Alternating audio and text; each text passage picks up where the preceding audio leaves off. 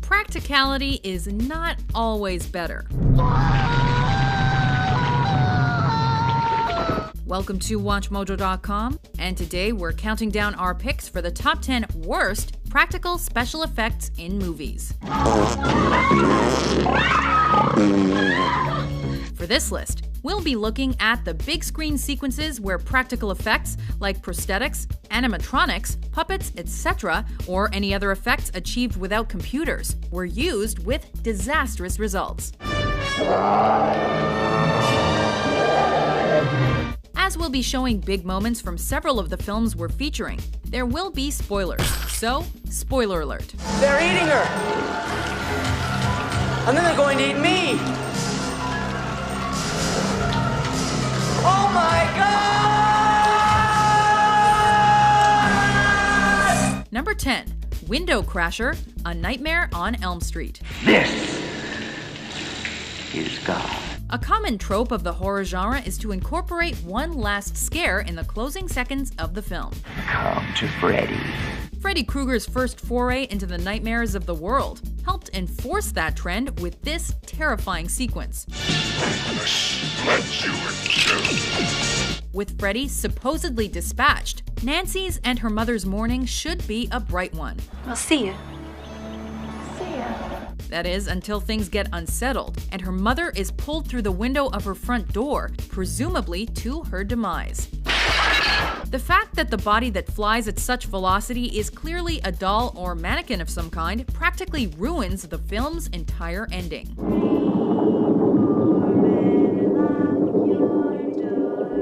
Number 9. Headless, Beetlejuice. Now what do you think?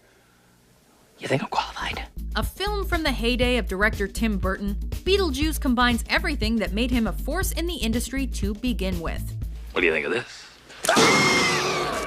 Pairing an original, heartfelt story with unique and interesting visuals, the comedy fantasy is filled to the brim with special effects that don't necessarily strive for realism, but instead are chosen for their unique style.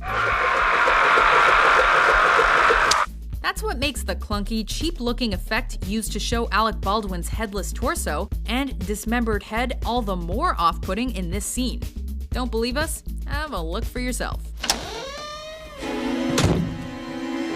Yeah, deliver me from LL Bean. Number 8.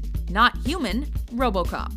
How can we help you, officer? When you're watching films from the past, it's only fair that you look at the effects you see in the context of what was possible at the time of its production. Who are you? You can't expect a movie to pull off visuals on par with the modern effects you see today, but you should be able to expect some level of competency for the time. Dick Jones is wanted for murder. Using a model to replace an actor was the norm then. But the fact that the effects team behind RoboCop didn't seem to understand the length of a person's arms in relation to the rest of a human body is simply egregious. Dick, you're fired! Thank you.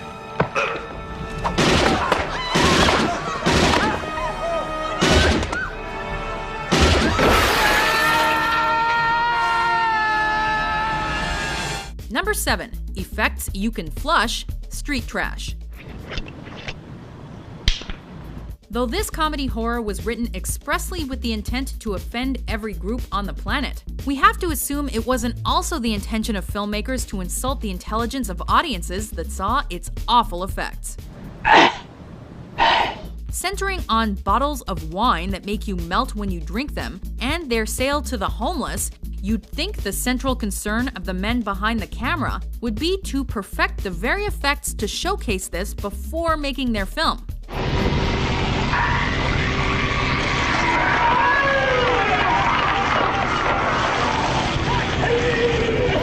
And this meltdown is the perfect example to prove that the effects team could have put a lot more effort into their jobs. Number 6. Trollface, Troll 2. These evil creatures can transform themselves into flesh and blood people. When you make a movie so poorly that it becomes the subject of a documentary called Best Worst Movie, it's a good sign that things didn't exactly turn out the way you intended. Highlighted by horrible acting and absurd dialogue, the terrible effects featured throughout Troll 2 sometimes don't get the discussion they deserve. He began to feel ill, very ill. He was sweating chlorophyll green. From the ridiculous dime store caliber masks on the goblins, no, they're not even trolls, to the green slime effect used when they devour their victims, this film's laughable effects are practically legendary. Do you want some? Number 5. Deflating Man, Spookies. Now the time has come. A film highlighted by multiple creature effects, some of which were good and others not so much. Their inconsistent nature is perfectly encapsulated in this particular Spookies sequence. The part in question features a woman turning into a spider using effects that are surprisingly good for its time and budget. But it's when the spider takes its victim that this indie horror's place on this list was ensured. For some reason, the attack involves him having everything sucked out of his head, and this allows us to also be treated with a visual akin to a balloon painted with a face being deflated.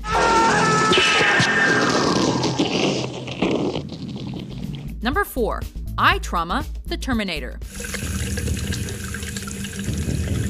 Perhaps the best regarded and most influential film on this list, The Terminator's place in history was earned by its groundbreaking, unique story in spite of its effects.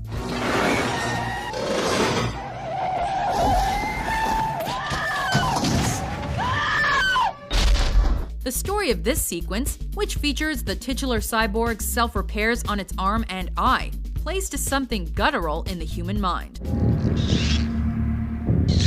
Seeing a damaged eye is a sensitive subject for nearly all mankind, as we all know how sensitive these organs are.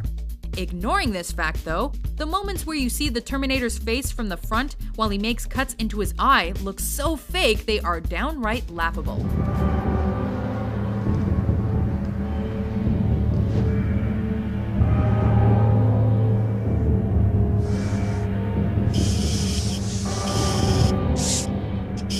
Number 3. Arm of Justice, Samurai Cop. This is one of those movies that is so bad it's become something of a cinematic legend and continues to perpetuate itself as such as new generations stumble upon it year after year. Idiots! Get my men, dead or alive. In this action sequence, the titular cop throws a katana at a man that somehow causes the victim's arm to be chopped off. The result is absolute hilarity, as we cut to a plastic-looking arm hitting the ground and a man with his arm in his shirt and a fake stump exposed. Number 2. Wheelchair Underwater, Mac and Me. For fans of bad special effects, it's a shame that this film has become known for its shameless product placement, highlighted by a dance sequence inside a McDonald's with Ronald joining in. Gives you all that you need. A friend in the end is always there.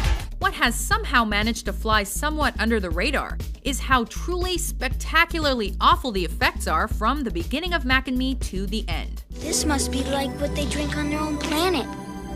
The apex of the awfulness is the sequence where the wheelchair-using protagonist slides down a hill and falls into the water below, only to be saved by the mysterious alien creature.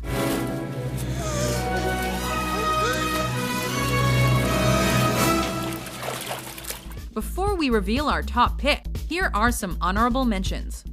Rinse off. Rinse. Finished!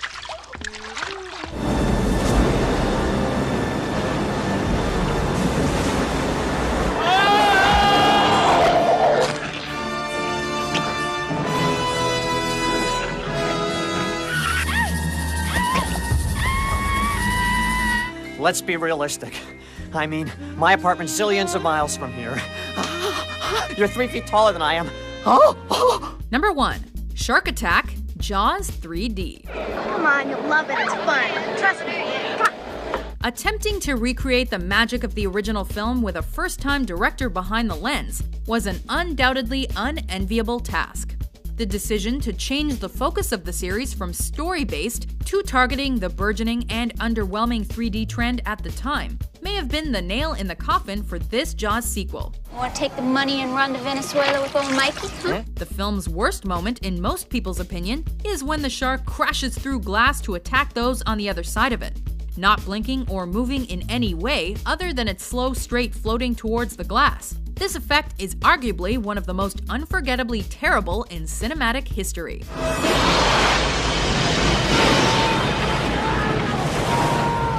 Do you agree with our list? What's the worst practical special effect in movies? I could use some help here, buddy. For more fun top 10s published every day, be sure to subscribe to WatchMojo.com. Every time she says that, the paint peels and some wild creature tries to kill us.